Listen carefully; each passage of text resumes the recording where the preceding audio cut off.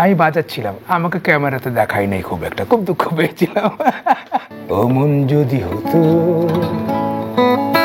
ভাবনা যত হঠাৎ যদি সত্যি হয়ে যেত, এমন যদি হতো, অমন যদি হতো।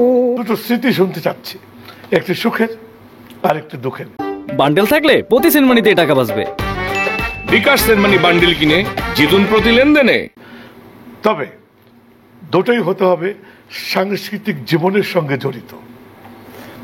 আমার খুব ভালো লেগেছিল যখন আমাকে আলম খান ডেকেছে ওনার প্লেব্যাক মিউজিকে বাজানোর জন্য।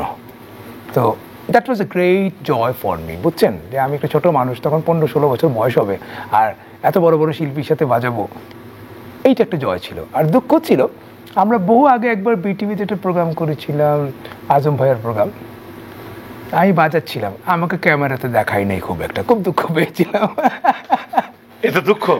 দুঃখ, দুঃখ। এই দুঃখ তো তত প্রগাঢ় নয়, তাই না?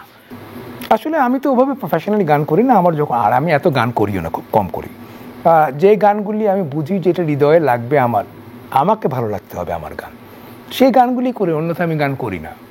আচ্ছা, মানুষ সবই পছন্দ করে। আমার যদি ভালো না লাগে, আমি কিভাবে আশা করবো আপনার ভালো লাগবে? হ্যাঁ, ঠিকই আছে।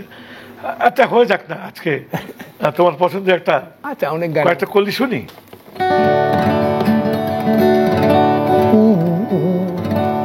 এমন যদি হতো, অমন যদি হতো, ভাবনা যত হঠাৎ যদি সত্যি হয়ে যেত, এমন যদি হতো, অমন যদি হতো, যদির মাঝে আটকে গেছে ভাবনায় আমার যত। আহা আহা, কি চমৎকার কথা। যদি হতো, অমন যদি হতো, এই তো।